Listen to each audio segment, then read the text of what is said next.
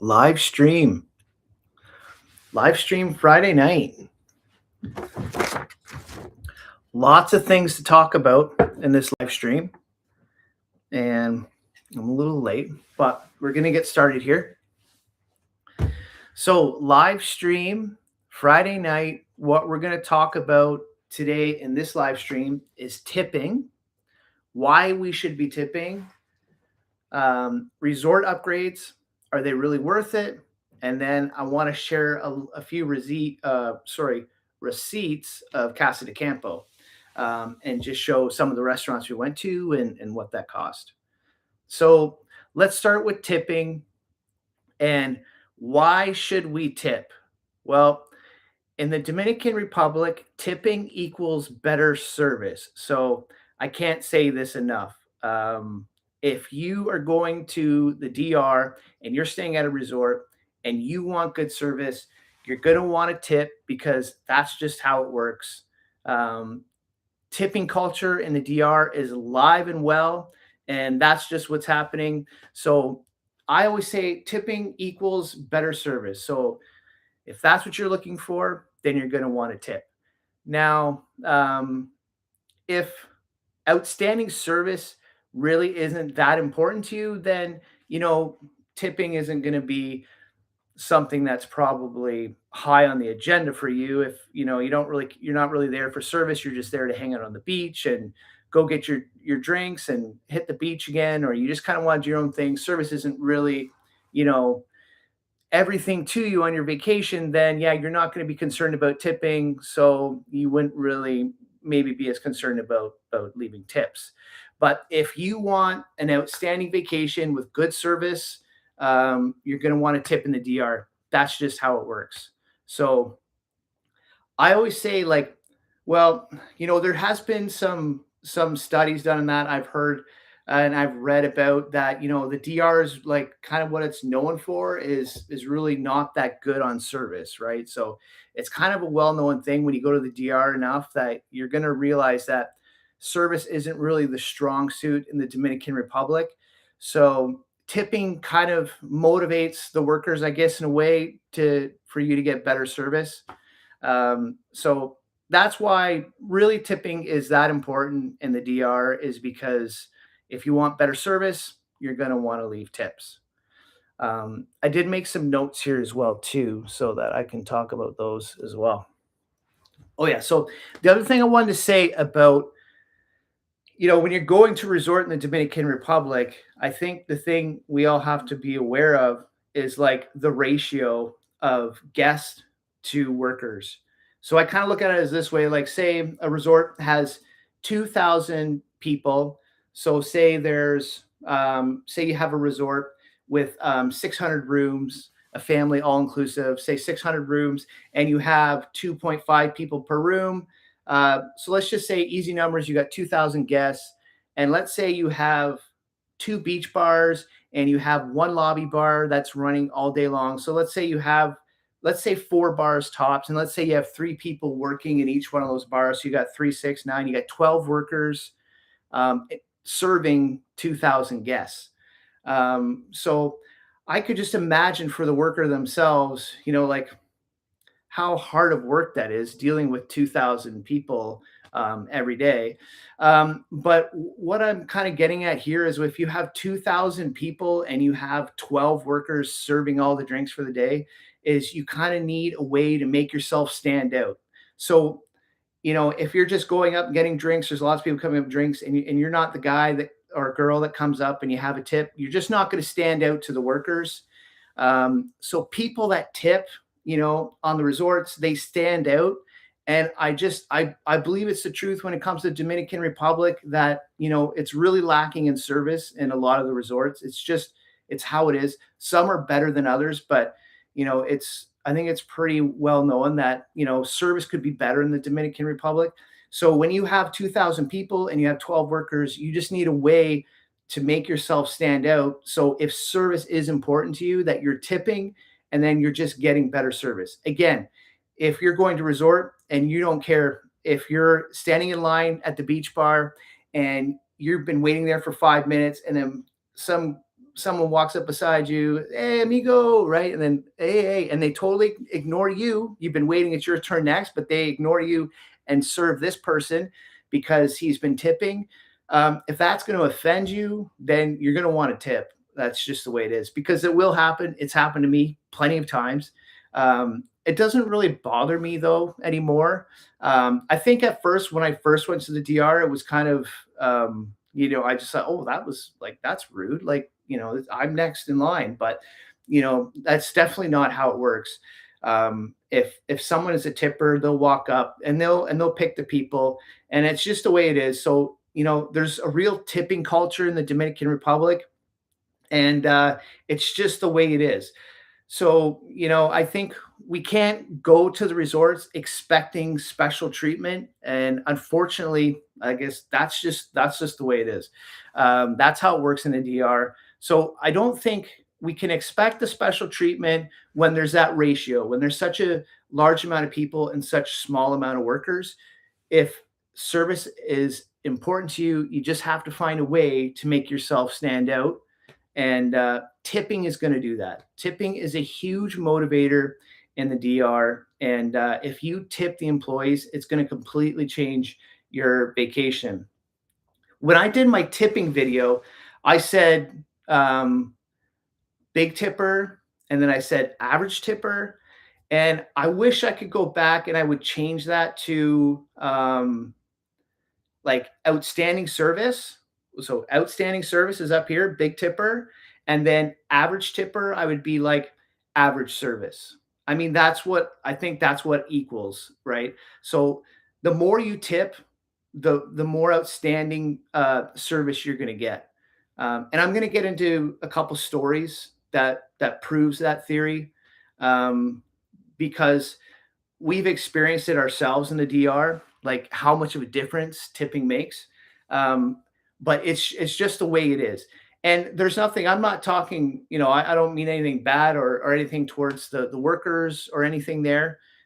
It's just the way it is. And because there's such a tipping culture in the Dominican Republic, the workers, expect that, right? It's kind of like when you're negotiating with someone and you make a negotiation, you can't always go down in price, right? So I'm just trying to think of an example of that.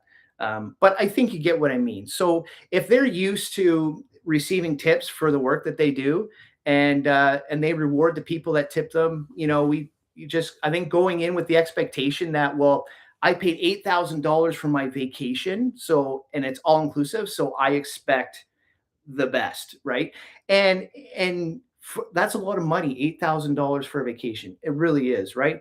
So you go there with that expectation of what this vacation is going to be like. And then if you're just not aware of the tipping culture in the Dominican Republic, you might show up and be a little disappointed or a little offended.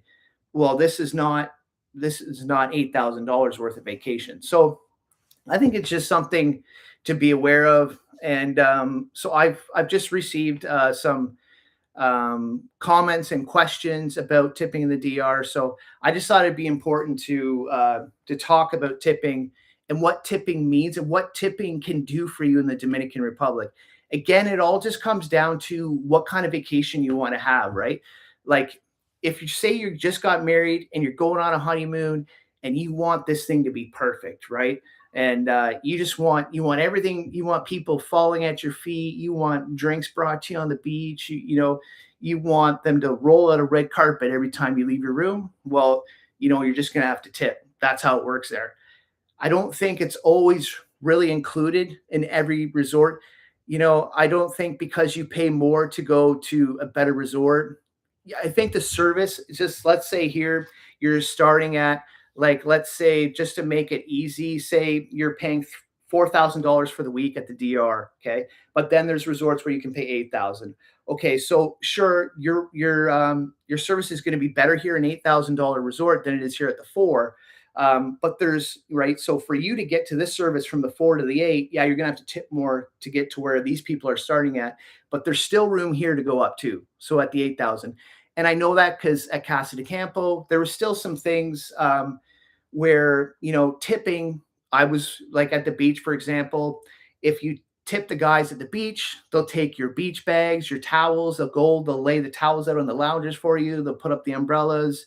Um, so there is like even at Casa de Campo, like the service there is amazing, but there's just still room, to get better service, even at, 5 stars and really luxury resorts. So the tipping culture is everywhere, right? So it's at your your budget friendly resorts, but it's also at your high end luxury resorts too. So I don't think going to a resort and saying, well, I'm going to a really nice resort, so I don't have to worry about those problems at the cheaper resorts. You'll still find that there'll still be ways to get better service at those resorts. So I don't think tipping is tipping. What doesn't matter what resort you're going to, you're still going to see an improvement in your experience no matter what resort you go to. So I've been to Sunscape and I've been to Casa de Campo, and it's in both places. Okay, so I think it's everywhere. It's just the way it is, and that's just my experience. I'm just saying from what I've experienced at resorts. So if you're looking for that awesome vacation, then bring lots of tips with you. I was just at the money exchange place today in the mall. I'm doing a video on this right now, but I got all my ones today, and I ordered even more ones. So today I was only able to get 25 ones. So because I didn't pre-order, so these are all my ones for tips. So I got another 75 ones on the way, so I can bring with me. And then I also like to get lots of small denominations. So I got my fives here. These are good for like house cleaning. These are good for a la cartes. And then if I really want to go above and beyond, I've got my tens. The tens are good. And then I also got 20s. And I'll also take a couple of 50s as well too. But I've got my ones here. These are good for drinks. And we're heading to Lopsan next week. And so before we go to our a la carte, we're going to hit the lobby bar wherever. I haven't been to Lopsan yet. So we're going to find the place we want to hang out, right? We'll get dressed up and we're going to, before we go to our a la carte, we'll go and we'll get drinks as a family. And I'm going to tip at the bar there, right? First night. I know that for sure. I'm going to roll up there and I'm going to tip. So I know the next night we roll in, or after the a la carte, we come back, everyone's like, hey, amigo, right? Like that feels nice, right? So, I'm going to be tipping there. So I've got my ones, I got my fives, my tens. So, yeah, if you want an awesome vacation, you just got to tip. That's the way it is. Um, I recommend getting the ones. The ones are great. And I'm like, if I'm going to an all inclusive, there's always, the talk of like, should it be pesos or should it be USD? And honestly, like for me, it's just easy to use USD. Pesos, it's a little tougher to get here in Canada. I can get it, but it's a little tougher. So I just like to get my pesos when I get down there. I got this guy in Dominicus I go to. It gives me a great rate. So, but if I'm going into all inclusives, I find it just kind of easier to use USD. Um, Use pesos too, right? Pesos are great too. The resort workers like both. They probably actually prefer pesos just because it's their money. They don't have to go get it exchanged. So that's really good. But for me, it's easy just to get USD. You're going to buy your souvenirs, your excursions. I already know some excursions that we're going to be doing at Lopsan. We've picked a couple out that we're going to be doing, and it's listed right on the website. It's like $40 per person for this excursion. It leaves right from the beach at the resort. And it's USD, right? So if you want a romantic dinner on the beach, it's USD. If you want a box of cigars from the guy, it's USD. Souvenirs, clothing, everything's USD. So I think to keep things easy, if you're hitting a resort, is USD works great. And that's what I'm bringing. So I always make sure I have USD. And then when we get down to Dominicus and we settle into the condo and we're there for the long term, that's when I'll hop down, see the guy I know down at Viva, and then I'll get all my pesos there, and I'll take my currency and get a whole pile of pesos, and then I'll start using that like around Dominicus, by eBay, that sort of thing. When I'm kind of in more of the local scene, that's when I'll start using pesos.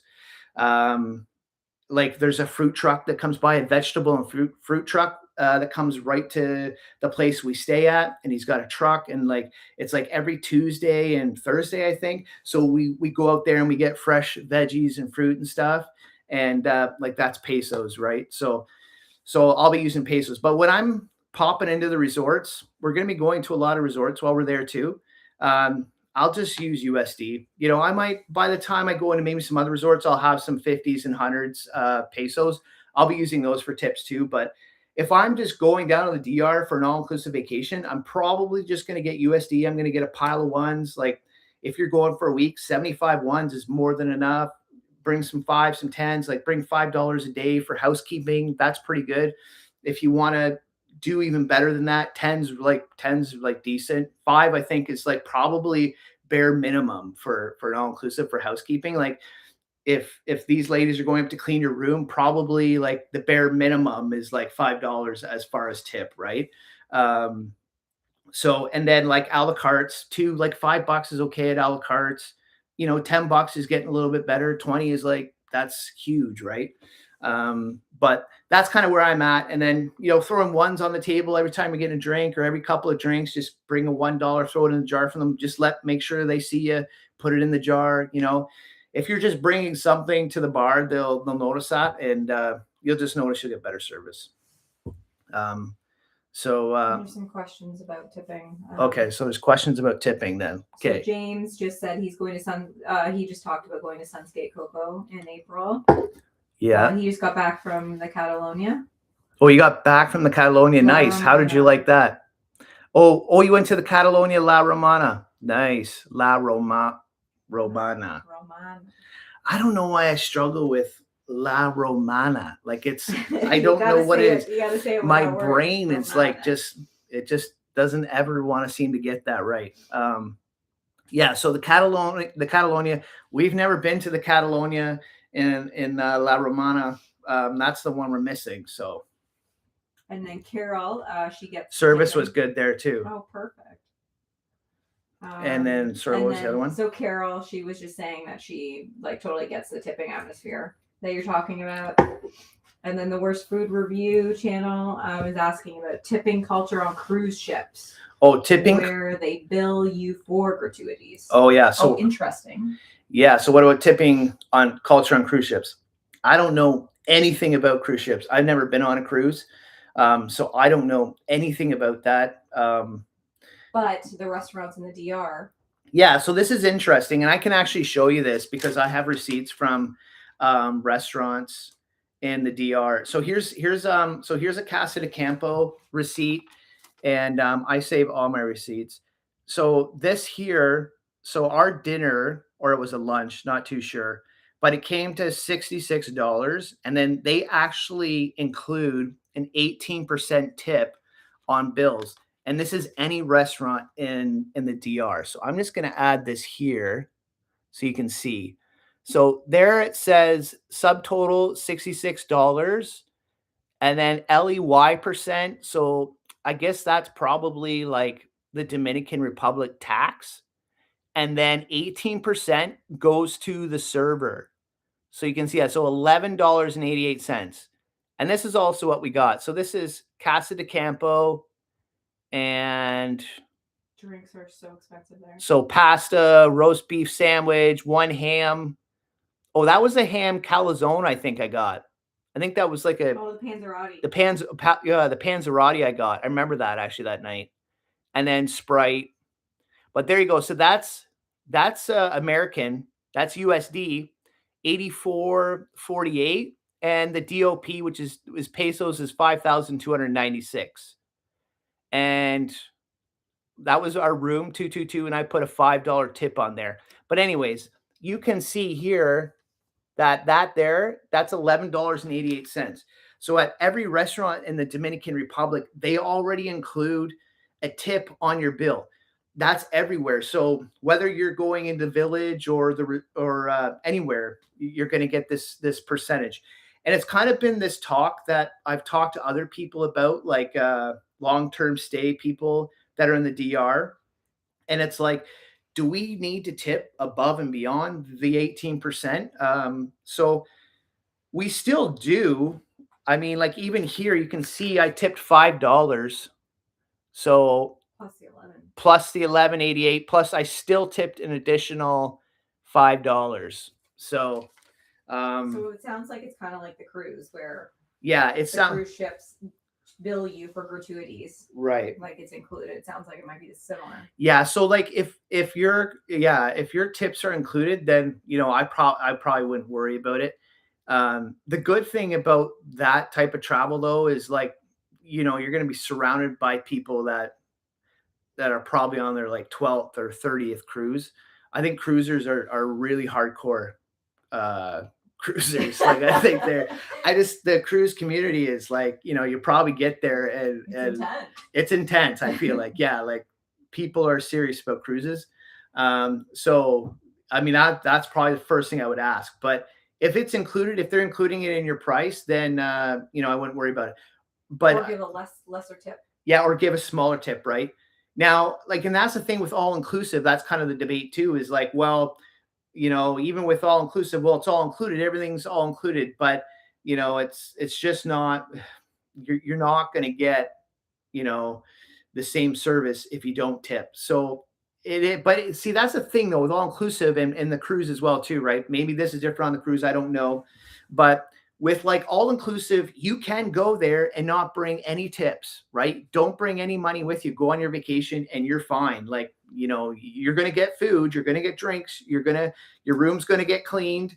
You may only get one Sprite and one Coke Zero in your fridge.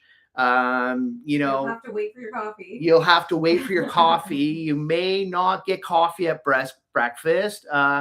Like your room, your pillows and blankets may not be done nicely. You may not have new fresh toiletries or something, or, you might be short a towel, those types of things, right? Like that will happen. That's just the way it is. But you can go there and not tip. You don't have to. It's all included. And that is the truth. It is. But that's just where, if you want better service, you got to tip. So I'll tell you the two stories I was going to tell you about. The first time we went to an all-inclusive in the DR in Punta Cana, we were going into the buffet. There was a beach buffet. We were going in, and we're all like, the three of us, we're all excited, and we're going to the buffet, and then the pool's there, and the beach is there, and I'm like, oh, girls, get in, come on, let's do a selfie, right? So like, we got the girls in the selfie, and the girl that greets everybody going to the buffet, and she goes, oh, do you want me to take your picture? Want me to take your picture? I was like, yeah, that's awesome. So we're standing there, and she takes a picture for us. I'm like, oh, that's great. Okay, so I'm new to this. So the first thing I do, I pull out a $5 bill, US, and I give it to her. I'm like, oh, thank you very much. And then she's like, oh, come on, I'll bring you in and show you your table. And, we get our table, we have our breakfast. The next morning, we go back to the same buffet, and because we liked it down at the beach, we go in, and she has this like little bear saved for us for River, right? River was what, 4 years old at the time. So this is about, I think, 4 years ago, about now. So, yeah, she had this teddy bear like under the counter, and she gave it to her. She's like, oh, this is for you. This is for you. So, she remembered us. Yeah, she remembered us from the day before. So there's stuff like that. And that was from the tip, right? And then I noticed we went into another family restaurant, and it was that the Italian? Yeah, one of the a la cartes. Yeah, so it was an a la carte, and there was a family like getting all these balloons and this and that, and family of four. There was 2 kids. Yeah. Yeah, so you could just tell that they had tipped really well, and that they were bringing out balloons for their kids, and we were sitting there. We hadn't even gotten a drink yet, and they were just like, all the workers were all around this table, and so that's how I learned about tipping in Punta Cana, is that if you want that service, you just got to tip. So that's just the way it is. But those were the two stories I was going to talk about. Did I miss any other questions? No, I don't think so. Okay. No, James just said we read that one. That was great there. He said the service was very good. So the service was good at Catalonia. Yeah. I know, it's like one of the ones I think we want to go to. We haven't been to yet. But it's like well, there's that one, there's the Catalonia, and then there's also Dreams La Romana that's over in Baibé. But we're booked in for Dreams La Romana like on this trip. So we'll finally get into the Dreams La Romana. We still call it the Hilton just because that's what it was for so long. But we're finally going to get in there and check out that resort, and then it will just be the Catalonia is the last one. Mm-hmm. Excuse me, that we haven't been to, but it's good. Like I walked by the beach there. I've said it before in my other lives. Like it looks absolutely beautiful. Mm-hmm. And I love the beach bar there. I said on the last live, someone else commented on it about it as well too, about the it's got to be the preferred beach bar, but it looks absolutely amazing. So let's talk about resort upgrades and are they worth it? 100% are resort upgrades. Anytime I'm going somewhere, I'm always going to upgrade it. I'm just 100%. Same like we're going to Dreams La Romana. I booked this in, I don't know, a little while ago.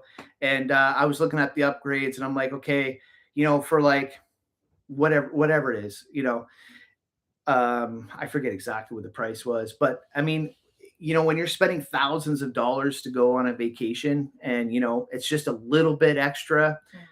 Yeah. A few extra $100 to upgrade to whatever resort you are. Usually that's what it is. It's not a huge difference. Sometimes it can be actually. It depends, what kind of the upgrade it is. But I'll always go for the upgrades. I mean, I think it's worth it. I think about the money you're putting out, just to go that extra little bit. It's like if you're already in it for 5,000, be in it for 6,000 and have an awesome time. That's just how I think about it. I'm already out 5. Let's be out 6 and let's go have a blast. The other thing I think of too, I made this note here and I wanted to mention this is I feel like at Viva, I really noticed it. Viva Dominicus. It's like, I don't even think I still understand what's happening at Viva. Oh, is it the room? Just all the different upgrades in section in the beaches. Mm-hmm. Viva Dominicus is like, it's crazy for like all these different upgrades, like how they have this, like, you can have the basic room, then you can have an upgrade, but then you can have like the executive, which is like, you get into the special club and you can only book it through the hotel. Well, Viva does that too, but I feel like there's like 4 tiers of it. I don't know. I never really took the time to really try and understand it. But there's a lot of like segregation of vacation packages, it felt like, on the beach in some places. So what I'm getting at with that is that I feel like if you don't always upgrade, it's like you may kind of feel like you've missed out on something, or you get down there and think like, oh, I can't go over there. Well, what's over there? Why is it so good over there? So I feel like for that extra little bit, you just don't have that feeling of like, oh, should we have done that? Or, you feel like you're missing out, like, and it's designed that way, right? They do that specifically. So you go there and you feel like you're missing out and be like, okay, yeah, I want to get the upgrade, right? I mean, that's why it's there, to get you to spend more money. It's an upsell, right? But again, I just always come back to like, if you're in it for 6, be in it for 7. That's just my thinking though. Everyone's different. But then you just have access to that upgraded area. Your own bars, your own restaurants. Yeah, your own bars, like Palapas. Yeah, the Palapas are usually better. The seating's better. You're gonna get like more shade. You're gonna have better seats. You're probably gonna get a better eating area or a better drinking area. So I think too, it's one of those reasons. It's like for the upgrades, you may not know it. Like when you're booking it in, like, oh, we won't need that. There'll be enough going on that we don't need that. But you may find out later that like, oh, that would have been nice, right? Oh, it would have been nice to be able to go in there and try that, right? So it depends. If I was doing like a 3 or a 4 day, I probably wouldn't worry so much about the upgrade. But if you're maybe going a bit longer, like 7 to 10, then it's kind of nice to have the variety. And if you have one extra spot to get drinks or food, I just think it's better. In my experience, like the upgrade is usually worth it. Like, especially like you get more, usually you get like a beach club kind of vibe there.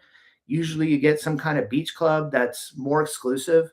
And it's just got better seating, and I think just all around, it's just a better experience.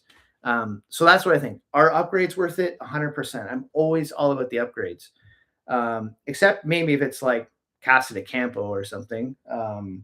Well, even like so, Casa de Campo, I just didn't do the all inclusive package. We just did the European plan, and then we bought our meals, which is fine because really for us, like the all inclusive, you know, we don't. I don't think we really would get our money out of Casa de Campo for the all inclusive. I don't think anybody could actually, because it's expensive to go all inclusive there.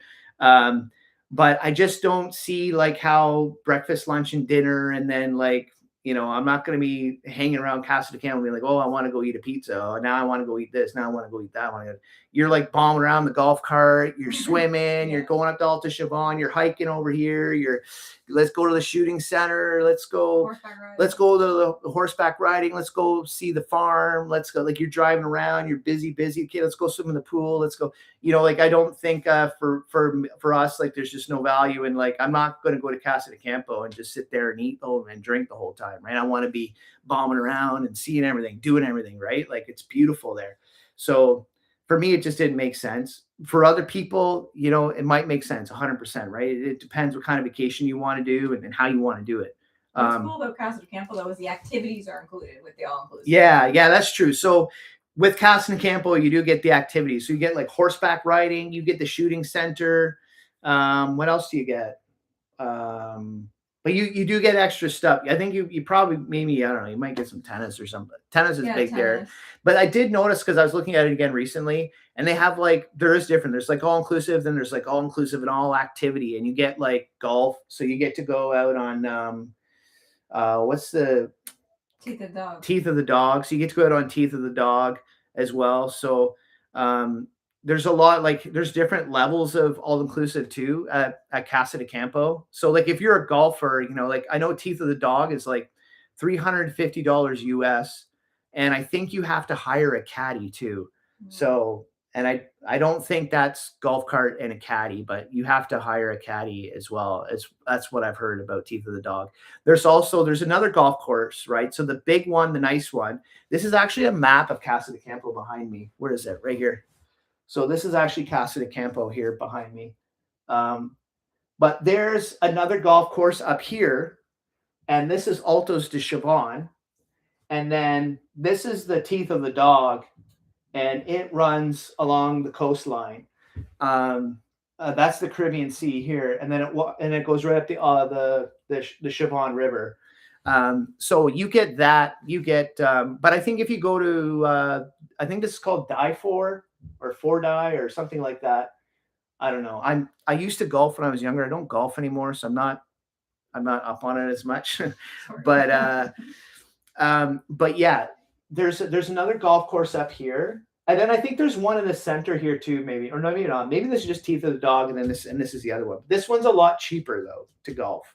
I know that for sure. There's two, but Teeth of the Dog is like the PGA. I don't know, best golf course in the Caribbean. I think is right there in Casa de Campo. But I think there's different levels of all inclusive there too, because I noticed it when I was checking it out. Because we have one last week where we need to book and we're deciding where to go, and I'm just kind of watching prices right now, and they go up and down every day. Yeah. So when I noticed there was two different levels. So one included like the horseback riding, the shooting center, and then there was one that included like I think it was unlimited golf. I was like, holy whoa. So they've got something for everybody there, right? But maybe it's one round of golf. But yeah, it was. I thought that was pretty sweet. Like if you're a golfer, you want to get on that. But yeah, that's Teeth of the Dog. That's Casa de Campo here, and yeah, that's a pretty cool resort. Next level all inclusive. Yeah, it's next level all inclusive for sure. So James was saying that the one odd thing that he noticed when he was at Catalonia in La Romana was that they only met a few other people that spoke English. Okay. Yeah. That, you know what? I was going to mention that too. Well, maybe not. I was thinking about this the other day actually, and I'm like, I got to put this in a video this year. And you know what? I shot the Viva video last year, and it was this year. We're going to Viva again, and I'm going to shoot another Viva video. And so James was talking about how there was very few people that spoke English, and yeah, and I put this in my last video of Punta Cana versus La Romana. And I think if you're really looking to mingle with English speaking people, Punta Cana is the place to go to. La Romana, you get a lot of Italians and a lot of Spanish and French because you got TUI there. TUI's the provider. And I really found at Viva that there was very few English speaking people there. So it's interesting how you say the Catalonia as well. I believe the Catalonia is a Spanish brand, though. I think isn't it a Spanish owned company, or am I wrong? I don't know. I know Iberostar is for sure. I just feel like Catalonia might be Spanish. I don't know. I could be wrong about that. I thought that. But anyways, yeah, I think in La Romana, you definitely get fewer English speaking people for sure. Yeah. And Viva, excuse me, like around the pool, there was TUI was there, and then you had the Spanish guys there. Like the TUI's kind of, it's interesting. You guys know what TUI's like, right? They're the French speaking providers, like their entertainment animation team. They're just exclusively for the French people. And I was thinking, like, how come there's not this for English speaking people? Like you go to resort and you have these TUI people everywhere and they're red and white shirts. And I'm thinking, like, maybe this is a good business idea for somebody.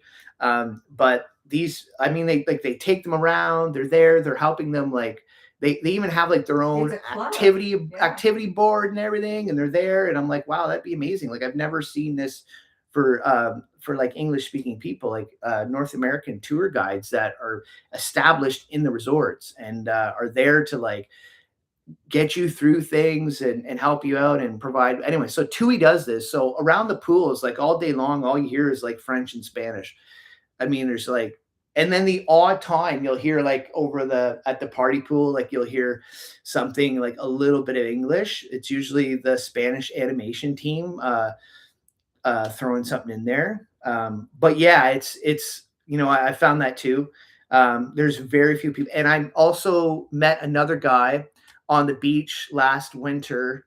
He was staying at Sunscape, and he was from Burlington, and he was telling me too how he noticed there wasn't like a lot of English speaking guests there. So in the Dominicus area, like in La Romana Beach. So I think that's, I guess it's hit and miss, but you're going to find more English speaking people in Punta Cana. And that is one downfall to La Romana, if that's what you're looking for, right? If you want to go and let's be honest, it's great to go on vacation and meet other people and that speak English and hang out, make friends. Every year we go, we make new friends that when we travel and like we're still in touch with them. A couple from Scotland this winter, and we were just talking the other day. They're in the Maldives right now, and he's sending me videos. He's like, "Man, you got to come to the Maldives and check this out." So he's showing me all these videos, and he's snorkel videos, and showing me the reefs and the walls that go down, and everything that's going on there. And he's just been giving me some tips on the Maldives, and it's something I really want to do. Maybe the next couple of years is go there, like to the Maldives or the French Polynesian Islands or something like that. So it's, but yeah, these are great friends that, we've met. And every year we meet somebody new on vacation and we keep in touch. So it's nice to have that. It's nice to meet people on vacation and, and create those friendships. And so I get it totally. La Romana, it can be hit and miss. Now, that being said, last year at Dreams, when we were there was like 250. There was a group, 250 people from the States, right? They all came together. They all came together. 250 people. Can you believe it? It's like some big club they have or some big group that they have down there. And there was one travel agent that was that like booked all these people, and they said the one girl, she was actually a subscriber, and then I ended up meeting her on the beach. Her name was Heidi.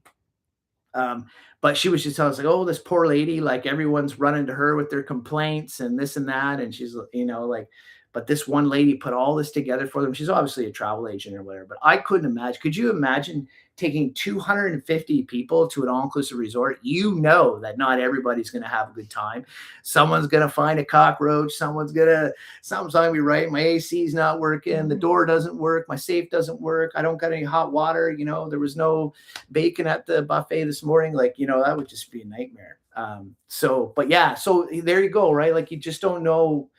Like, I mean, you could go to Dreams that week and then, you'd have 250 people to talk to. So, but I do believe, though, you're going to find more people in Punta Cana than in La Romana. That's for sure when it comes to English speaking people. And that's a good point.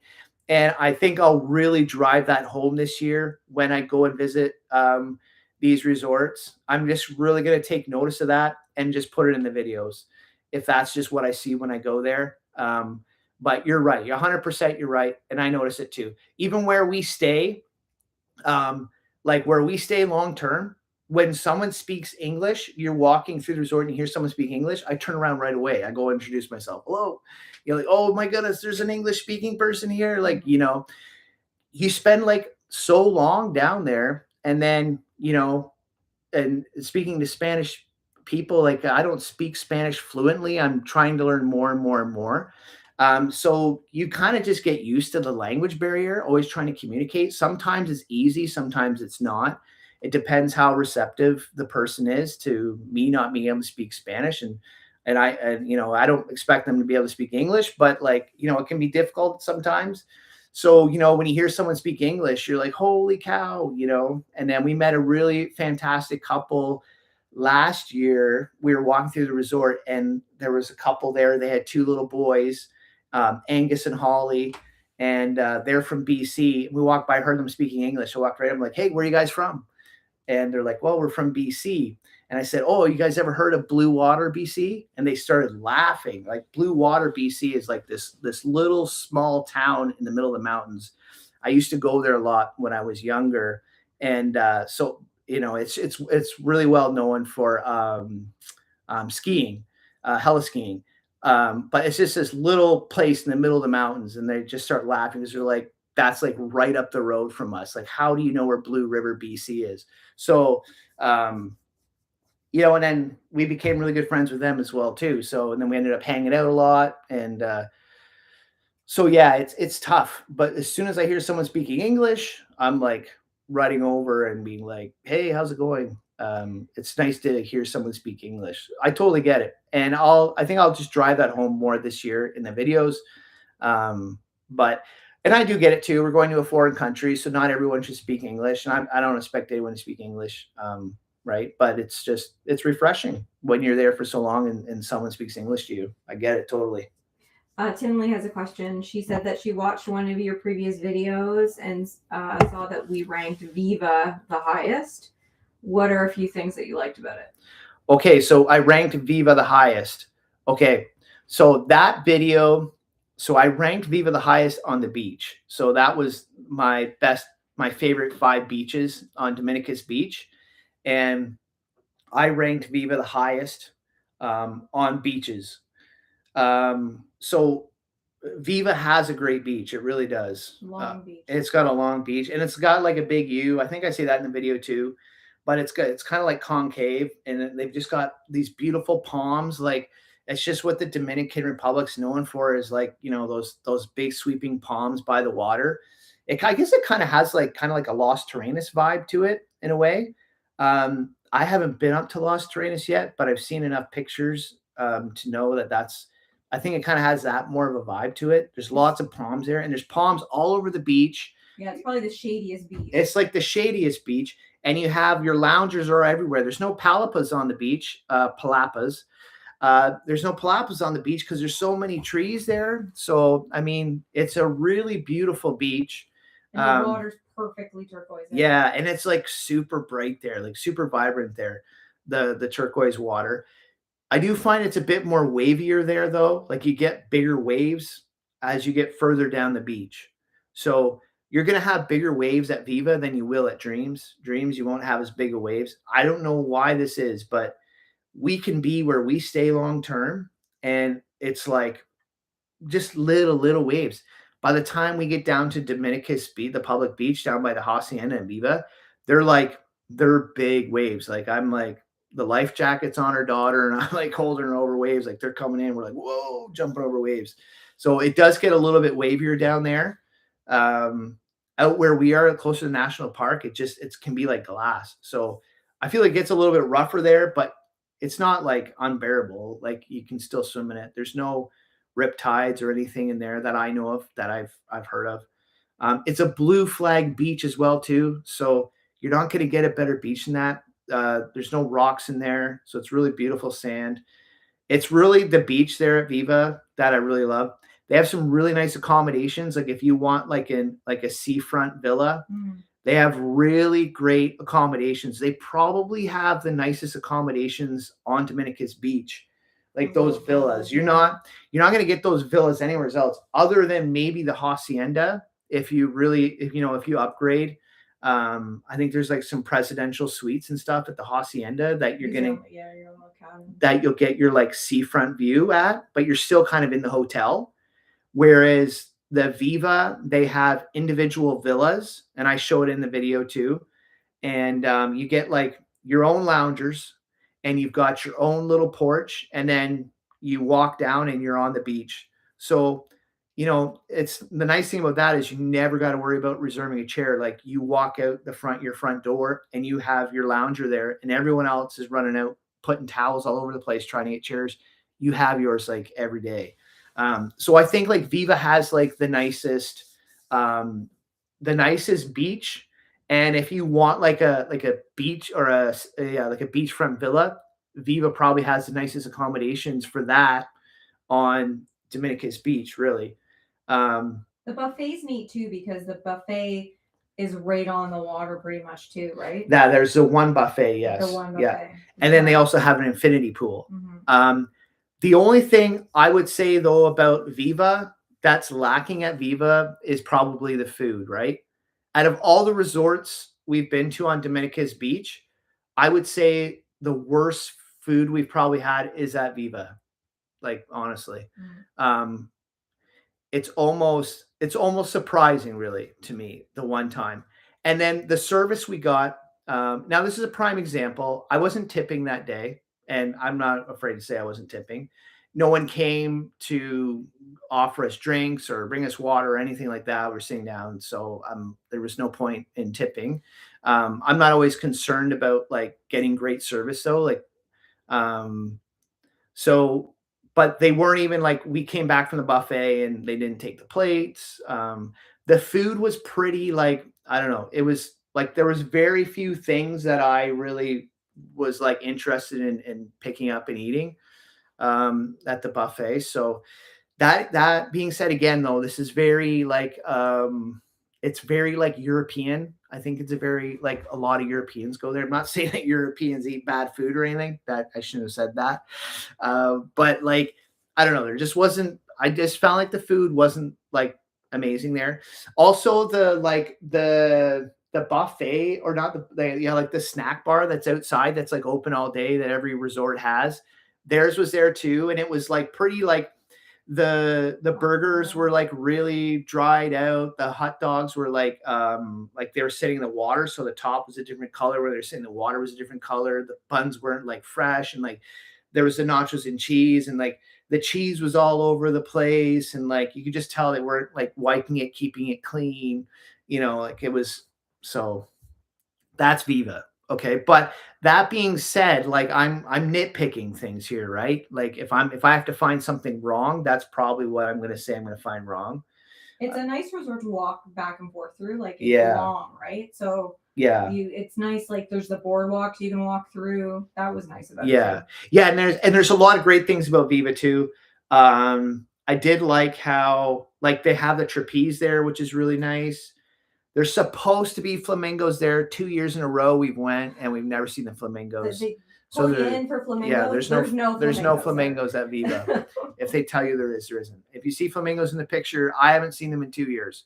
So and they laugh at you in the resort when you ask yeah, them. there's no flamingos. They're not there. What I think Viva has the refillable water bottle stations though, right? To be like green friendly, or is that Dreams or Hacienda? I don't know. That's Hacienda too, I think. They have a really good pier. That's one. Well, I guess a lot of them do, but that one pier at Viva is really good. Yeah, so they have a pier there that you can walk out, and there's in the video I use it a lot. Like it's a beautiful spot, and like you go out there, it's beautiful turquoise water. So they have the pier there. There's a couple hot tubs out there too before you get out on the pier, but there's no hot water in them. I tested them, and there wasn't hot water in there. A lot of the hot tubs though in the DR don't have hot water in them. It's actually surprising when it's surprising. And the one for sure that I saw that had hot water in it was at Dreams Dominicus. They had hot the Dreams. Like I was like, oh wow, I actually went in. I was like, wow, this is really nice. And then the Hacienda, actually, there's like an island, and then there's a hot tub in the center. And I swam out to the island, and it was like the water was like green. It was like no hot water, and like you could tell it was not working right. It was not serviced. I didn't put it in the video, and I think the reason why is because I think when I started making resort videos last year, I was just didn't want to really say anything bad about the resorts. I was just kind of just trying to highlight, the best things about the resort. This year, I don't think I'm going to be that way necessarily. I think when I find these things, like I filmed at Viva, I said, okay, here's 2 hot tubs. I actually went to 3 hot tubs. Like this is the 3rd hot tub I've been to, and there's no hot water. So, and then at Hacienda, I went up and I was filming it, and it's like, it was like green, dirty water. I didn't put it in either. So, I think there's things like every resort has their things where things are not right. Like, things are not perfect. It doesn't matter what resort you go to. Like the Hacienda is going to be the most expensive resort on the beach. Now, is that hot tub working now? Probably is. It might be. I'll be back there soon enough, and I'll go up and look. But there's always going to be these little things that's not working right. So I just thought, like, maybe I don't need to focus so much on the bad things, but I think it's good to share too, right? Like I like to just kind of talk about all the good things about the resort, because nothing's perfect anyways, no matter what resort we go to. But I think it's probably a good thing to share. But that's what I would say about Viva. Viva has an awesome beach. If you're a beach lover and you want to have a big resort, lots of options, lots of things to do, I think Viva's a great option.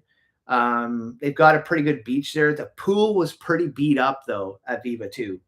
Like the pool was rough. I was literally coming out of the pool in Viva with tiles, like blue tiles.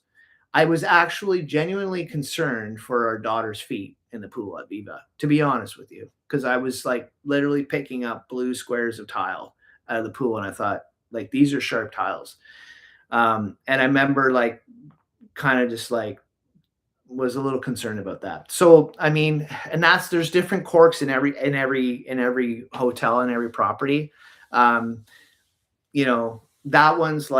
That was probably the biggest safety hazard, I would say, at Viva, but the pool. So, but there's every resort you're going to go to, there's going to be issues. But like I know at the Catalonia, we went back to Punta Cana at the Catalonia at the end of last year on that last trip, and like I remember getting in that pool and we're like, wow, these tiles are great. Like, and I put it in the video. I'm like, I can't even see a tile missing here. Like the tiles were phenomenal. Like it was, after being in Viva's pool and other pools and going to Catalonia, like, so that's the thing, right? But Catalonia is lacking in places that, Viva does better too, right? So everything's, kind of, yeah, it's just like, it's not even perfect. No matter what hotel you go to, there's going to be something, you can go to Dreams Punta Cap Cana, right? And you're going to find something there that's not as good at at Viva, and there's something like, vice versa. So James wants to know what is usually allowed with a day pass at resorts. Is it only a buffet, or are the restaurants allowed? That all just depends, I think, on the resort you're going to. James, what is normally allowed with a day pass at resorts? Only buffet, or are the restaurants allowed? That just all depends on the resort. They're all different, right? So it all depends. They all have different conditions, so it all just depends. And I think a lot of them, they charge like a day one, then an evening one. Yeah, like the Hacienda has a dinner one. Right. So like if you want to do evenings, so if you want to do dinner, you can go do dinner and a show, or you can do like a day or a day pass. So, but it all just depends. Usually the a la cartes are not included. But yeah, usually the a la cartes are not included. Yeah. But again, it all just depends. I think it just depends on where you're going. But I think they have like, you'd have to check. There's a place called like Resort Pass that you can go to, and you can buy day passes there too. It's a great way to like explore other resorts. Like if you're down, if you're down there and you want to explore another resort and see like if you want to go back there on another vacation, it's a good way to do that too.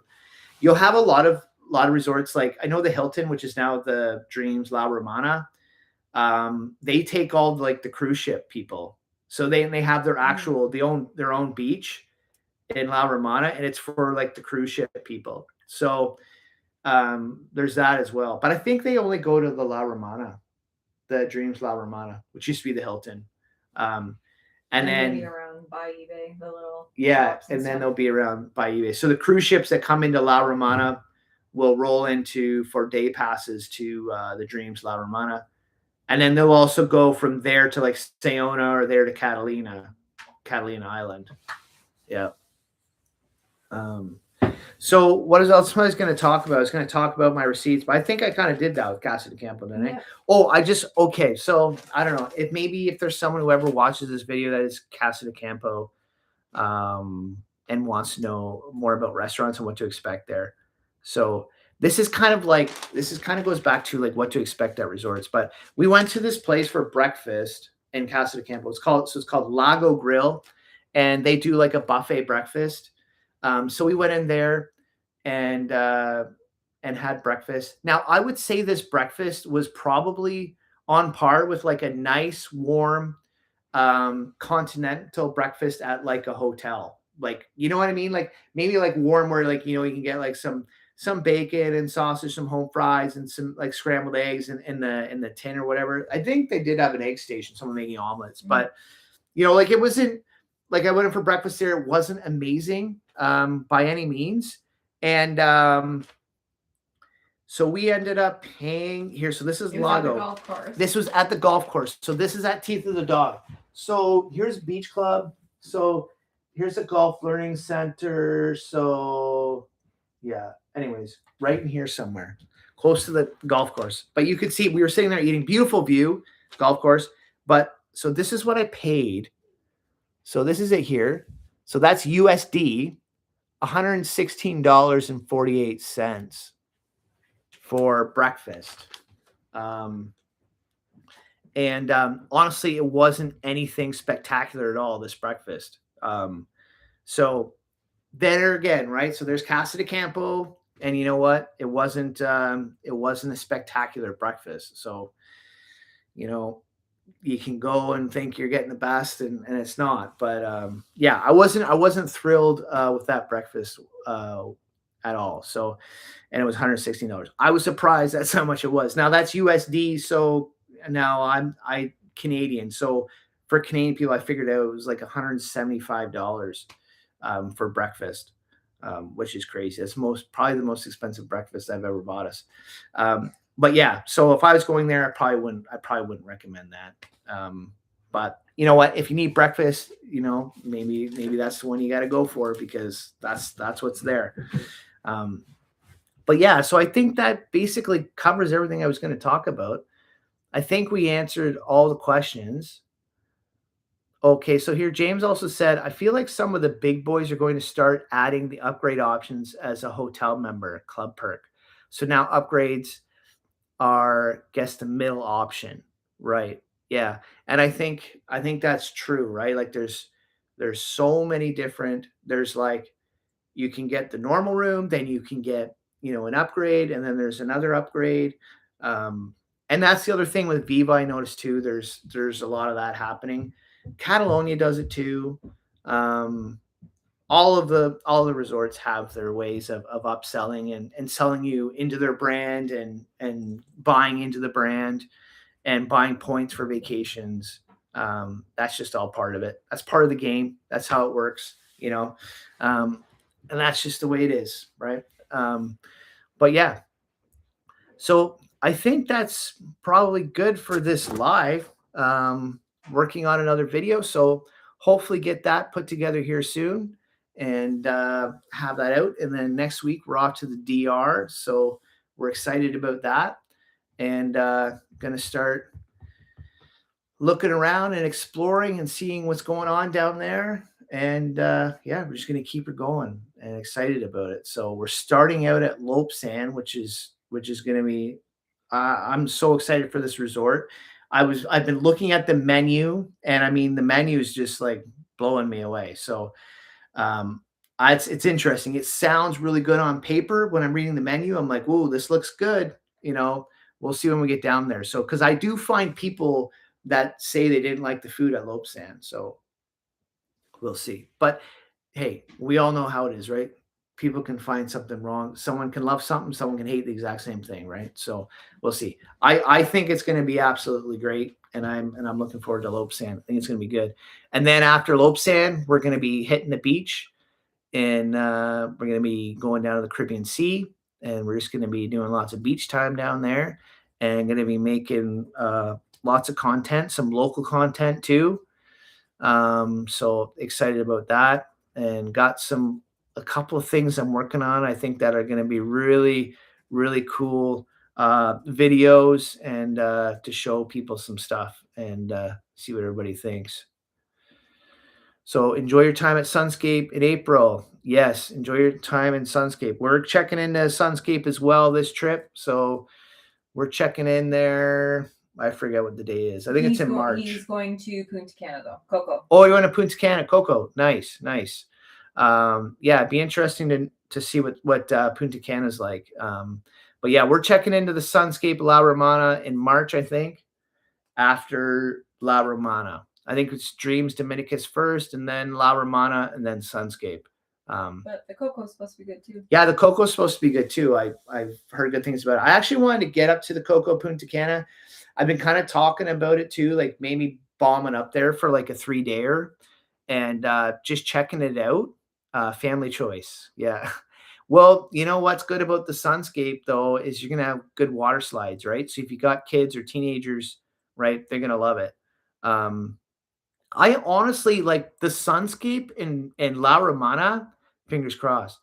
The Sunscape in La Romana. I thought the food was great there. Honestly, like I was actually surprised. Was really good. The buffet was really, yeah, it was really good. I was like, wow, this is like a really good buffet. It's better than Viva, 100%. Like for me, I thought the food was much better at Sunscape than it was at Viva, but your beach is miles better at Viva than it is at Sunscape. It depends though, what's better though, right? Like the beach at Sunscape to me doesn't bother me. I mean, the beach where we're at has more rocks than Sunscape, and it doesn't bother me. You have access in. There's areas you can go through. Like I don't find the beach too bad at Sunscape, but I know that's probably the biggest complaint with Sunscape is the beach. There's rocks, right? In Dominicus. In Dominicus, yeah. And Coco Punta Cana, you're Bavaro, right? You're right actually. You're close to the Catalonia. You're around the corner from the Catalonia in the Coco Punta Cana.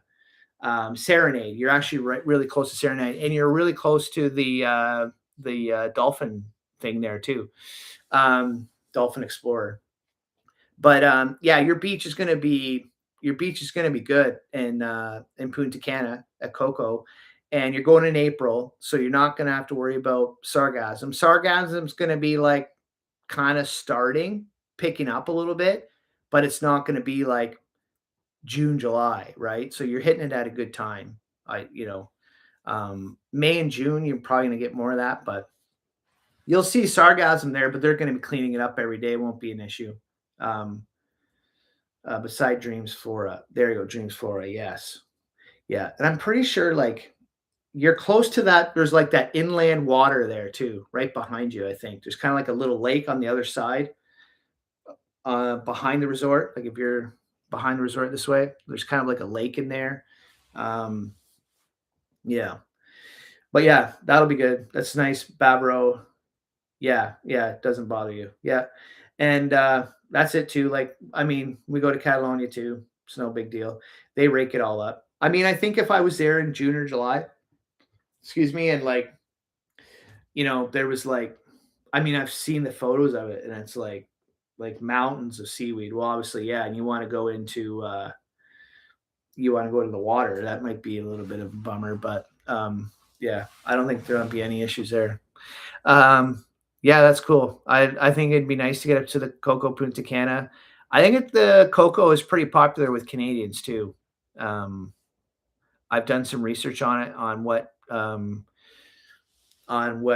different countries search for, and Suns Cave's pretty popular with Canadians.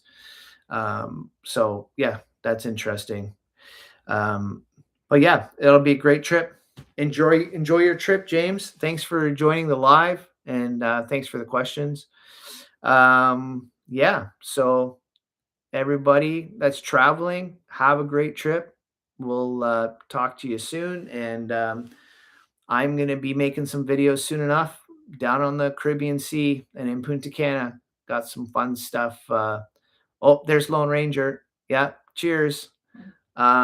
Lone Ranger, are you down there right now? I think you're down there. Or you're going down there. Let's see if Lone Ranger responds. There's two names I can. Lone Ranger's been around. No, not until February. Right. And you're going to Viva Village, right? I think if I remember correctly, Dominicus Can't Wait. That's right. See you there. Yeah, I think you're going to. Oh, I don't know. I think maybe I'm just assuming it's Vibe. Vibe. Right. Which I think is the Vibe is. It's behind the casino. I think you're there. Oh. Yeah, that's in behind the casino. Nice. Yeah. You know what? You got a really nice smash burger joint. You were talking about restaurants the last time, I think, or maybe you made a comment about restaurants. But right out at your gates going into Vibe, you've got a nice smash burger joint there. It's kind of like a food truck, and then they've got seating there.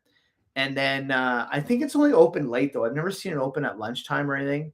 And then pizza place. And you got a pizza place there too, right in the corner. I don't see it open very often either, though. No, to be honest, I feel like it's evenings too. Yeah, it's just like evenings. Yeah, I think so. Maybe it's just for the casino crowd. Maybe that's what it is. But when you're going to Vibe and you're walking into Dominicus, you've got like the main road is right. Like you're walking out your gates and like you cross the road and Dominicus is right there. You've got Il Bacali. You've got Dave Manuel's. Il Bacali is on the same road. You keep walking down in Maya Food Market's there. Il Bacali's. It's a really good spot where he is. Yeah. It's gonna be nice. Yeah, it's a good spot.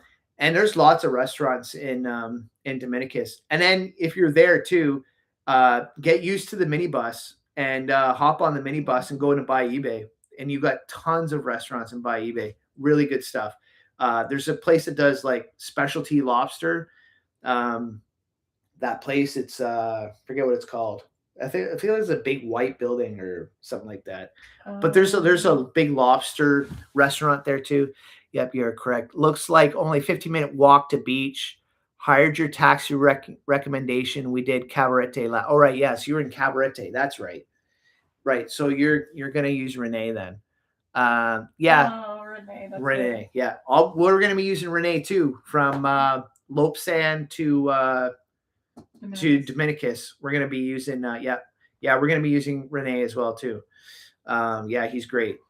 But yeah, you have lots of options though. But yes, you've done Cabarete, so like you know the drill. but that the bus turns. Well, yeah, no, yeah. So you have to get if you wanted to go to Bayi Bay, then you would catch the bus and it would just run through Dominicus, and then you go back out to the road again. It'd be easier than walking all the way down and catching it when it turns. So you just grab the bus, walk out, grab it, runs through Dominicus, goes right into Bayi Bay, and like 10 minutes, and then you're like, you got lots of restaurants there. Isn't he staying there for a while? I think you're staying there for a while. I think I remember. Yeah, I think you're doing a longer stay there. But the bus is great. Like we use it a lot. It's really nice, and it's I think it went up a little bit, right? It was 50 pesos, and now I think it's 80. Mm-hmm. So it went up a little bit in price. But sorry, it was my Spanish owned. My apologies. The Catalonia. James. Oh, sorry, it was Spanish owned. My apologies. The Catalonia. But yeah, you have like Bayi Bay's got awesome restaurants. You got Ono's too in Bayi Bay. Yeah, take care, James. Have a good night. But yeah, if so you've got Ono's, which is really good. Yeah, and La Terrenas last winter. Hope walked to Bayi Bay from Dominicus, so lots planned. Yeah. Yeah, you want to do the trail. I got a funny story about the trail because we actually Curtis and Eva, we actually took the car. We were in Bayi Bay, and then we drove down to the baseball diamond and then down to the other beach. And then at nighttime, because we were at Ono's for dinner, and then we were driving back to Dominicus, and we like Curtis is like, let's go down the trail, let's check it out. And then like, yeah, he drove his car through the whole trail. Like we were like off-roading and through the Dominican jungle in Curtis's car. That was hilarious. Yeah, it was a lot of fun. Curtis is a retired airline pilot. So I think he's just naturally adventurous, just his calling. It's just what he does. So but yeah, I actually have a video. So we have been down the trail. Yeah, we have been down the trail. We've done it. But it was in the middle of the night, and we were driving down it. Kia. Yeah, it was awesome. And then we ended up going to Trocadero that night too. Yes, we stopped in at Trocadero. That was pretty. And then after Trocadero, we went back. But yeah, that was a blast. It's always an adventure. Hope to do Catechist next year. Maybe good thing he retired, huh? Yeah. And actually both of his daughters, he has two twins, and they're both airline pilots now as well too. Yeah, it's like a family. Yeah, they fly like I'm gonna think I remember the plane. I think it's like a Falcon 900 EX or something. There's these like sweet like private jets that they fly, larger private jets. But yeah, both of his daughters are pilots. His dad was a pilot? And his father was a pilot as well too. And his father fought in World War II. He was a pilot in World War II. And I just saw something recently on his Instagram where he shared something about his father. I can't remember exactly what it was, but he did something that was really incredible in World War II with aviation. And I remember something about the story, like they were up so high, they were all freezing because they were up so high trying to, stay out of harm's way, and oxygen was low, and, like just crazy stories. But yeah, I think he flew for 45 years or something like that. He only I think he's 65 or something. Was a flight and attendant. Eva's a flight attendant too. Yeah. So they're just like they're just like an aviation family. But yeah, so I guess, taking a car down a little trail through the jungle it's no big deal, but we had a hoot. That was fun. But yeah, you're hoping to stay at Catechist next year. Yeah. Catechist is great. It's a good place. Yes, Lopesand used to be IFA Bavaro Resort and Spa, but big overhaul. Took kids there in 2009. Wow. Oh, that's cool. Yeah. So you've been around the DR a long time, so you know the drill. I wonder if it's his first time in Dominicus. You know what's going on. Yeah, I wonder, is it your first time in Dominicus?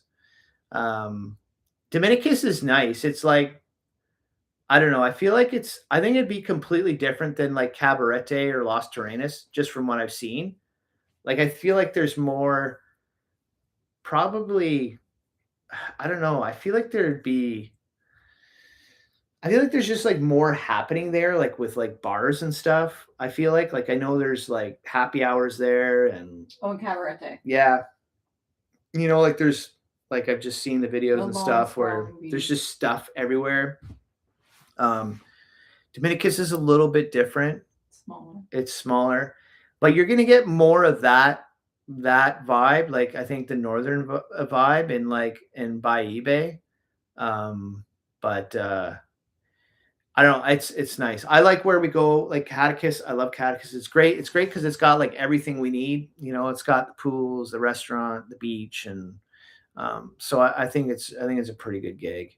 You bet. Quite excited. Cabarete, mostly U.S. Canadian folks, and Los Terrenos European folks. Okay, so Cabarete more U.S. Canadian, and Los Terrenos is more European. So it is his first time in Dominicus then?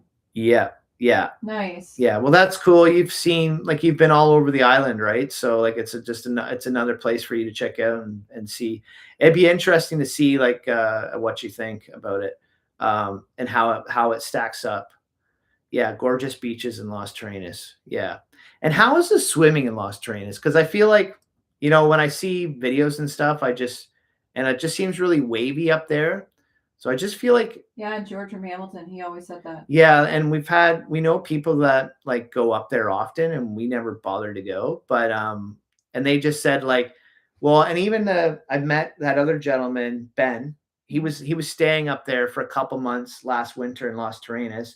Oh yeah. Right, and then Ben came down. The Russian. And yeah, he's actually from New York. Mm-hmm. And then he came down to Dominicus, and he told us like, don't go up there this time of year. He's like, it's too wavy, like you can't swim and stuff. No, Cabarete windy, but Los Terrenos great swimming. Okay. Interesting. Neat. Yeah, I think he was in Los Terrenos. I think that's where he said. Mm-hmm. He was up there somewhere, and he said he ended up coming down to Dominicus to get away from the waves. Because his mom liked the beach. Yes, his mom liked the beach. So I don't know. I haven't been up there yet, so I don't know. I feel like it's a completely different completely different vibe atmosphere up there. So I don't know. I'd like to check it out. Every year I say to Lauren, like, let's just go up, let's check it out. Let's go up there for a few days, even like 4 days, and go check it out. But we never have. I don't know if we'll have time this year to do it, but we'll see. But that's cool. Well, Lone Ranger, I might see you around because we're going to be down there too. So, and we're going to be kicking around Dominicus. We love Dave Manuel's, and like, okay, here's one recommendation I would, if you're an ice cream drinker or eater, sorry, if you like gelato, right? So if you like ice cream, go check out Il Giuseppe's on the main drag in Dominicus. That walking strip. Yeah, the walking strip, Il Giuseppe. It's like the best gelato. I think it's the only gelato available in Dominicus, isn't it? I think so. Yeah, but it's worth talking about. Anyway. It's so good. It's amazing. I don't know. It's really the only other gelato I've had actually was Viva and and Casa de Campo. Yes, Casa de Campo has a gelato place down at the marina. And then we had a place local around here. There's like this farm that has like a farm store. And then she started making gelato. We went and tried it this summer. And I'm like, say not Il Giuseppe gelato. But Il Giuseppe, he's a real Italian. So you'll find too in Dominicus, there are a lot of Italians. Like people that are living there. It sounds kind of like Los Terrenos a little bit. But you're going to find a lot of Italians. There are some Canadians there too, though. Like I know Louis, he's on here a lot, and he's commenting a lot, and he's down there too. He's English speaking, and he's down there for like 5 months. He's in Dominicus for 5 months, and then we always meet other Canadians down there too, Americans, English speaking people, North Americans. So there is those people there. You bet you guys we will stop and say hi. You guys likely have best Dominicus by YouTube by far. Very important. Oh, thank you very much. Chairs rentable at Catechus if we day pass. So if you want to go to Catechus, you're going to want a day pass. I think it's $10, isn't it? Something like that. Yeah, it's cheap though. It's go like through the front, don't go through the Yep. beach. Take Go- your minibus. go through the front, and just when you come out of Vibe, well, if you're a walker, you don't mind walking, you just walk down the road. Turn left. Yeah, just go to the very end. That's where Catechus is, just down the road from you. But I would just hop on the minibus, go down and talk to security and say, hey, I want a day pass, and they'll let you in. What's the guy in there? Yeah, who's the front desk guy again? How do I forget his name? What's his name? Oh, I forget his name. Man, I know him. Oh, it's gonna be so funny when it comes to us. I know. Gregory. That's it. Gregory's at the front desk. He's a super nice guy. Gregory. Yeah, he'll get you hooked up. But yeah, come check out Catechus for the day. There's a good restaurant there. There's a good restaurant. Turquesa's awesome. The best cheeseburger in Dominicus is at Turquesa. I'll be honest. It's a great restaurant at Turquesa. Honestly, it's really good. I have not had a better cheeseburger than, and I know that's not like you're not going to the DR for cheeseburgers, but it's Dominican good. Cheeseburger. It's really it's good. hard to find a good cheeseburger in the DR. Yeah. It really is, and it's not that I'm a cheeseburger connoisseur, but it's just, I know a good cheeseburger. They're really good. They're really good. There's Sweetie Lorelai. There's Vincent. Thank you, Vincent. Dominican Republic's great ambassador. There you go. Thanks, Vincent. How you doing today? Thanks for stopping by. Good to know, guys. Yeah. We are in the polar vortex. Hope you're not. I'm still in the polar vortex too. It's like minus, I don't know, 30 something right now. I'm getting down to the DR soon. Next week I'll be on the beach again. Great, and no problem. It's cold, and I just came back. Oh, cool. You did a trip to Toronto. Nice. Cool. But yeah, so the food's really good at Turquesa. I think it's in the risotto was really good. Yeah. It's really good. Mushroom risotto. Yeah, and the shrimp's really good. Like, I really feel like Turquesa at Catechus is an excellent restaurant. It's really, really good. Just don't get the shrimp tacos. Oh, not shrimp tacos. Okay, don't get the shrimp. I don't get shrimp tacos anyways. Shrimp taco. I don't know. I'm just like, if I'm getting a taco, it's beef, cheese, and lettuce. Minus 26 now. And wow, hi to you and your family. Oh, thank you. Well, we all say hi to you too, Vincent. Thanks for stopping by. I like your lives. We watch them. Yeah, I watch Vincent's lives all the time. He's a hoot. I love watching them. Same, no shrimp tacos. Geez, minus 36 and minus 48 in Manitoba. It sucks. Holy jeez. That's cold. Yeah, that's cold. That is cold. I think Manitoba is just naturally colder though, right? Like Winnipeg, it can just get really, really cold. Yeah, wind chill. Yeah. We actually years ago when we were younger, we spent a winter in Timmins. It was a work trip, and we had to relocate to Timmins for 4 months. And there was one day where the temperature got to minus 50 without wind chill. It was minus 49. And I remember I was so disappointed because the next day they were saying, oh, it's going to get into the minus 50s. And I'm like, I'm going to experience minus 50. And it never got to it was like minus 49. And I was so bummed out because I'm like, I wanted to get to minus 50. It didn't happen. It was minus 49. But it was so cold that day. Cold. And we had this blue Mazda at the time. And the neighbor, like, we rolled into this house and we're like, yeah, we're only here for like 4 months. I think it was 4 or 5 months. And he's like, well, 2 things. Always make sure the driveway's shoveled and plug your car in. And I was like, okay.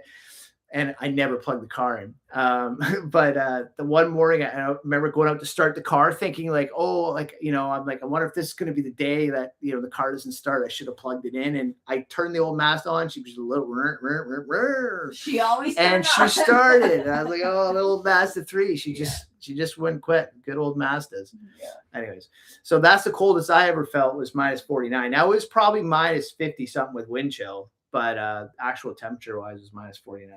Yeah. It'll be plus 30 in a week. Yeah. Yeah. So Yeah, that's cool. Well, yeah, if we see you around, we'll say hello. If it was that cold, I would have done the boiling water thing like you do on Instagram. Yeah, tossing it up in the air. Yeah, We should do it now. yeah, I could probably do it now. Yeah. I don't think I was even really looking at Instagram then. I don't even think Instagram was really a thing when No, we I were don't even there. think it I don't was. even think Instagram was around yet. How far walk from Catechist to National It's National right Park? next door. It's right next door. So you actually have like if you go all the way down the road to where Catechist is, you'll notice Catechist is right here. The national park's right here. You can actually walk through down the wall down to the beach, and there's actually a beach there, and there's even a pier now that they've built down at the national park. So you're the beach, the public beach is right beside Catechist. So you can go there. Like there's lots of people there. Like you'll see that bring like, excuse me, like towels and blankets and stuff. But the national park last year, they built this pier and it's really sweet. There's a hiking trail and there's a cave up there too. Yeah, there's a hiking trail in the cave too. I'm going to do a video in the cave this year. We went up to it last year and there was a lot of bats in there and our daughter was really scared. So was I. And I was kind of a little freaked out too. I'm like, I don't want to take the girls through this. We went through it the year before with Curtis and Eva, our suited like those adventures, the pilots. Pilot adventures. Yeah, our pilot adventurers. We went through it with them last year or the year before. And then this year we went up and I had all the we got like these headlights. I got them right here actually.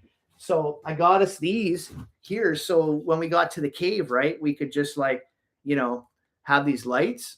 So we could go through and see the cave because when we went through the year before, we only had our cell phones. Well, it was probably a good thing we only had our cell phones because we didn't see all the bats that were in there. So this last year when we went up there, so we all have our headlight. Okay, girls, I thought we were all prepared and we're all ready to go. And we all get our headlight lamps on. We turn light. We light the whole cave up. 5 and steps in. There's bats everywhere, and they all start flying. Like I mean, they were everywhere. I was like, oh, we all just start hurrying out of the cage, or the cage. Sorry, the cave. And so we didn't really go in beyond that. This year though, I want to go in, I want to light it up, and I'm going to tie something around my face and stuff. So I don't know if the lights like get them moving, but I was like, I swear the year before we didn't see bats everywhere. But there was a lot of bats. And then we heard Curtis and Eva told us someone was in there and a bat flew into her face and into her hair. Remember that? Yeah. I was like, oh, I'm like, I believe it. But anyway, so apparently they were all freaking out, got out of the cave because this bat went in. So don't think my wife would like that. Yeah, I don't know. I was kind of iffy about it myself. Did it include Batman? Maybe somewhere in there. It felt like it was. Yeah, it was. Cave.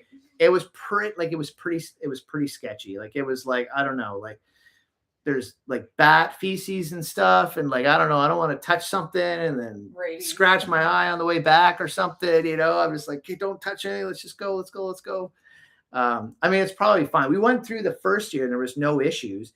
And Curtis and Eva were even like Peyton was going through a little process with Peyton and Carly. But they're like going off the main cave into little caves and the little holes. Crawling through. Yeah, they're like they're just going all through all the little things. I was like, I'm like, where did they even go? They were gone, and they like you could hear them in these other little sub caves off the main cave. I was like, holy cow, man! There's no way. I have this fear of like getting stuck in there or something, I'm not being able to turn around and get out. But yeah, this year I'm determined. I'm gonna go in. And I'm gonna like tie a shirt around my face and I'm gonna light it up and I'm gonna go in there and alone. But it's alone, yeah. But it's really spectacular though. Like once you get into the main cave, you go, it's quite a while. It's long enough. The cave is long enough that when you're walking through, when you get to the end, it's like this big huge dome around you, and there's a little hole at the top, and the vines are coming down. Like it's right out of like what's that movie? Not Crocodile Dundee. Who's the other guy? Indiana Jones. It's like, right out of that. Like there's this, like, it's this big, huge cave in there. Like it's the most impressive cave I've ever been into. I was like, wow, this is really spectacular. But it's deep enough down there that when you get to the center, it's bright in there. But when you start, it's dark. Like that's how far in you got to go to get to the center, like where the center part is. So it's a pretty good little hike in there. And the first year, funny enough, we get in there and we're like in the center cave, and like Curtis, Eva, Peyton, and Carly were gone in like sub caves off the main cave. And we're hanging out here kind of in the center cave. And then like this daughter and mom from like Toronto, Toronto just like appear at like there's this black abyss, and then like you can hear people start coming through into the main cave, and we're like, oh, look at, there's more people coming, there's more. And then they came in and they were from Toronto. Yeah. She's like, yeah, we're from like, I think they were from like Scarborough or something like crazy. or like no, we're here from somewhere like Whitby or something. I'm like, what? That's crazy. Like, how we're just standing in this cave and randomly these other people come into the cave from somewhere in Toronto. It was fun. And then we start trading stories, and they're like, they rented a car and they were staying somewhere out in Santo Domingo or something, or they were going down the coast or something. Yeah, they were traveling. Yeah, they were just like, she took her mom. She's like, her mom's never done anything like this before. She's like, just brought her to the island. They rented a car and they're just bit bopping all over the place. So hold on, Lone Ranger, go back here. He says big plans for the public beach. It might be big plans for public beach, eh? Beside where the national park is. It might be for the filming. What's the big plans? We do bring headlamps for walks back to Airbnb if not too sketchy, so it'll be good for caves. Yeah, like, and that's what I got the headlamps for too, is was like for beach walks as well too. Like I just always keep one in my bag, so if it's late or whatever, like beach walks, I'll probably do maybe a bit more like beach walking at night this year. But yeah, they're super handy to have. I have one for each of us. And then as well too, Lone Ranger, you should check out the cenote as well too. I have a cenote video, but I would highly recommend going and checking out that cenote because it's really, really cool. And that's where all the drinking water comes from. So all your water at Vibe comes from the cenote. So no, not your drinking water. Not your drinking water, but sorry, like your faucet and shower and stuff. Yeah, your drinking water you're gonna buy, obviously. But that's where all the tap water comes from in Dominicus and Bayi Bays from that cenote. That's really cool. That's a neat little place to go visit. We got lucky when we were there because there was people cave diving. So watched the real estate YouTube, and she was talking about restaurants. You watch them at Public Beach. Sorry, don't remember what channel. Okay, yes. So I know what you're talking about. So there's supposed to be a beach club there, and I thought it was supposed to start. Last year. Oh, Dominicus Beach. Yeah, Dominicus Beach. Yeah. So there's a bunch of little shops there. I think they're doing this in the north too. Like you probably know, right? Isn't it? I think Sosua, they demolished a bunch of like the little shops there, and then they're putting in like more commercial buildings. So that's supposedly what they're doing in Dominicus Beach as well too. Yeah, I've seen the plans for it too. And it's going to be like, there's going to be a restaurant there. There's going to be like, it's going to be like a beach club. And then, so he's saying correct. So there's going to be like a beach club there. And then there's also going to be like condos and stuff too, right? So I don't know. I think when that happens, like that is going to be a hot place to be. Like that's going to be huge. Those places are going to sell out so fast. That's like prime. That's the best. I believe that's the best spot on the beach. On Dominicus Beach is the public beach. Like it's the best. I love swimming there. We walk from thought she said the end of 27. Okay. All right. So I thought it might have been earlier, but so the end of 27. Okay. Because I remember going there last year thinking I was like, hey girls, look at these shops because this might be the last time we see them. But nothing happened. Nothing happened when we left. It's bittersweet. Yeah, it is bittersweet. Like they're cute little shops, but it'll be but I honestly I think like I don't know. For myself, like you go through the shops once, right? Lone Ranger, you go through them once, you've seen them all, right? Yeah. So I think the beach club is going to be better for the beach. I think so because like having a restaurant there they can go and eat at, and having a pool there, having like accommodations there, that's going to be a lot nicer than the shops there, right? Like the shops are cool. You get this like cool, authentic vibe through it. But I mean, you kind of like, we walked through them once. Now, when we go to Dominicus Beach, we just walk by them. Like we don't go in and buy. They're similar to the ones by Dreams. Yeah, they're the same ones that are along the sea over by Dreams. So there's not really anything in them that's like, that really it's good for first timers, but after that, there's nothing really, repeat visitors don't have any reason to go in there.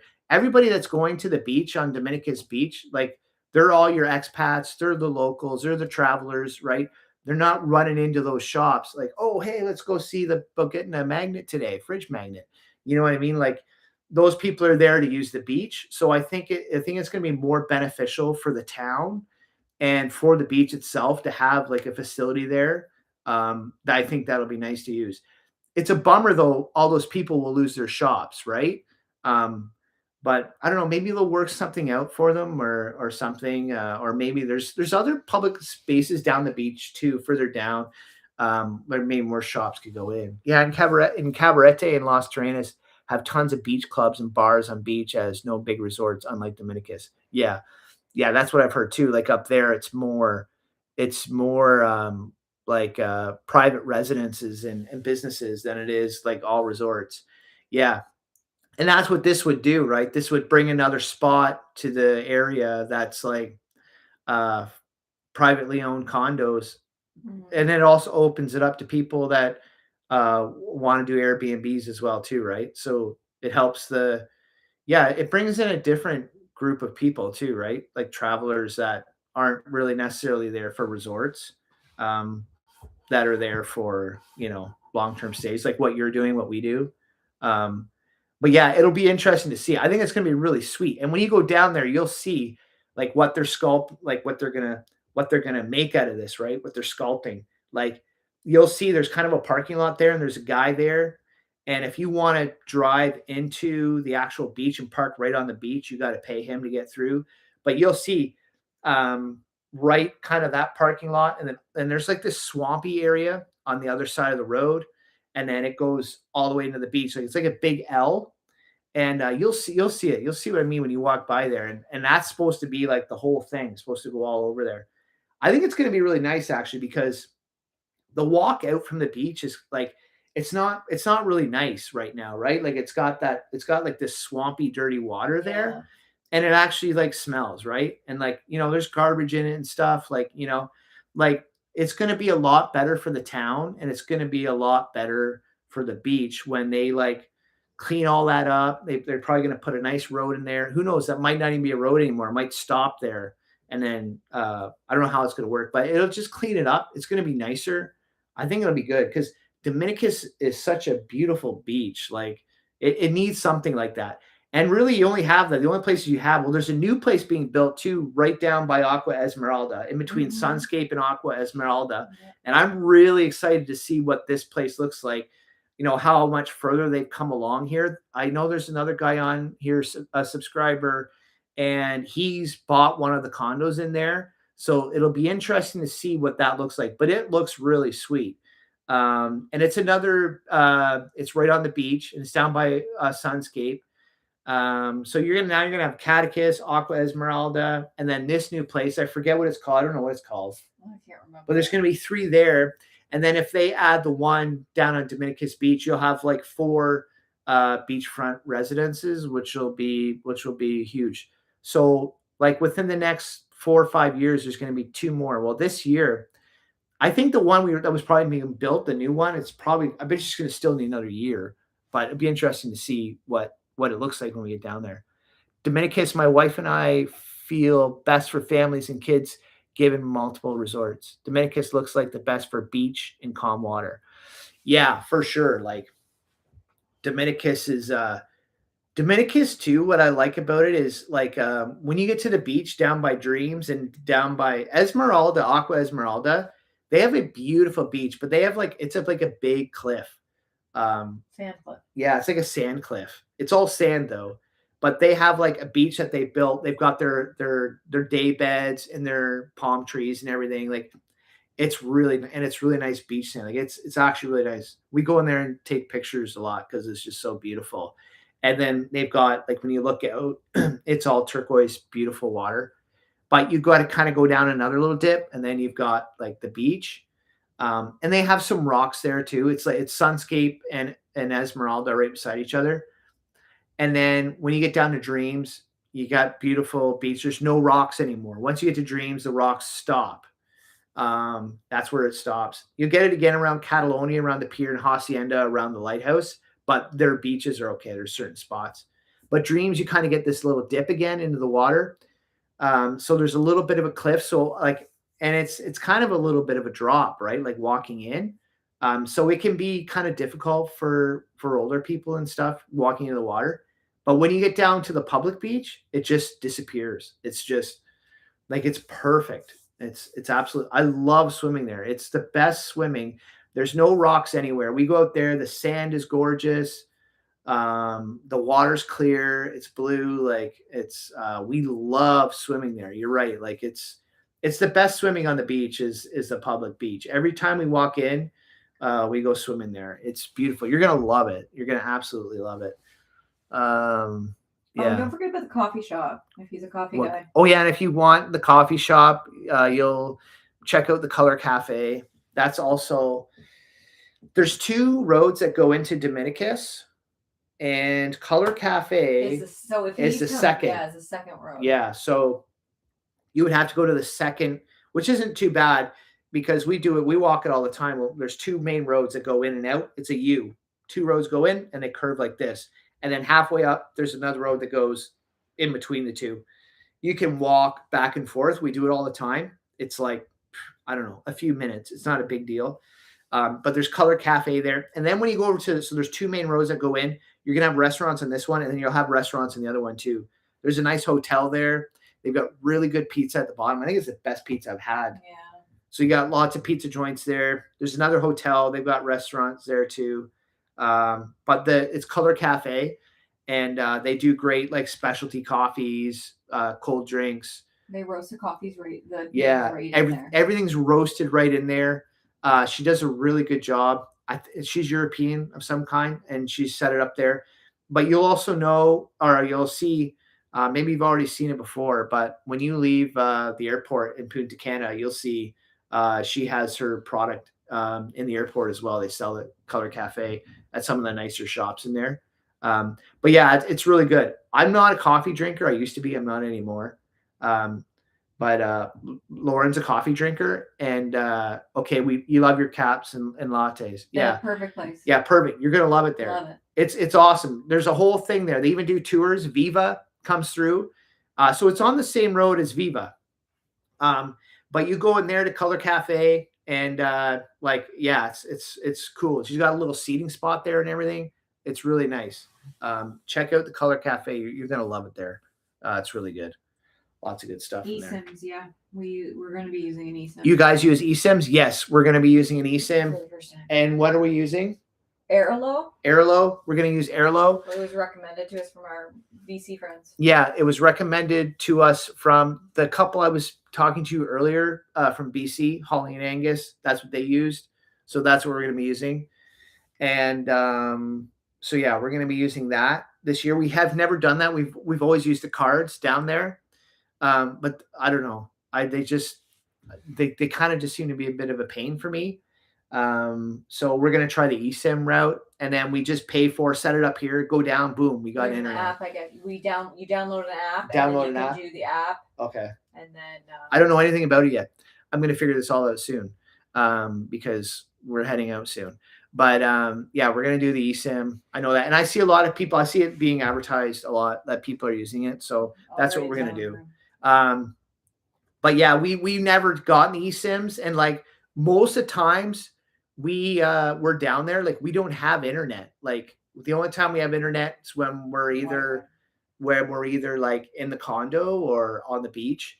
But when we go out and about, we're like, we don't have internet. So this is going to be awesome this year to have data like going around. I mean, this is going to absolutely change a lot of things for us. But yeah, I'm excited about that. eSIMs, yeah, we're gonna do it. Airlo. That's what it is. Sorry. Yeah, but yeah, Dominicus is a nice place. And the beach is awesome. You're gonna love the swimming there. I love swimming there. I just get in the water. I just don't want to get out. Okay, we might consider. Hey, you guys, gonna sign off, but thanks for all the help. Keep the videos coming. See you on the beach. Okay. Yeah. We'll see you on the beach, Lone Ranger. Thanks for all the questions. Appreciate you stopping by. Yep, that's probably going to be the end for us as well too. I think that's it. I'm going to hit the hay and get up. It's almost past my bedtime. It's 9:50 at night. All right, Vincent, thanks for coming by. Thanks for coming by the live here. Yeah, take care, Vincent, and cheers as kids looking at Dominicus too. Yeah. Yeah, it's going to be awesome. Okay, we'll see you down there soon. Everybody, thank you very much for stopping by and taking part in the stream, and safe travels, and we will see you in the next one. Take care, guys.